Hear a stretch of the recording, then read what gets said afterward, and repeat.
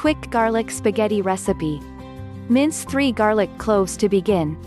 Heat 3 tablespoons of olive oil in a large skillet over medium-high heat. Add 1/2 cup of breadcrumbs and the minced garlic and season with 1/4 teaspoon of crushed red pepper flakes and salt. Cook until the breadcrumbs are golden and the garlic is fragrant. Put the breadcrumbs onto a paper towel and wipe out the skillet. Thinly slice 3 cloves of garlic. Boil 1 pound of spaghetti in a large pot of salted water and keep 1 cup of the pasta water. Return the skillet to medium heat and add 1 teaspoon of olive oil and butter. Add the sliced garlic and 3 oil-packed and minced anchovy fillets. Cook until the garlic is fragrant and the anchovies are dissolved. Add the boiled pasta to the skillet and toss.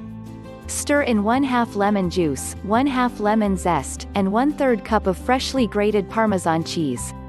Add pasta water to thicken the sauce, stir in 1/3 cup of chopped parsley and 3/4 of the breadcrumbs and toss. Top with the remaining breadcrumbs and serve. Enjoy!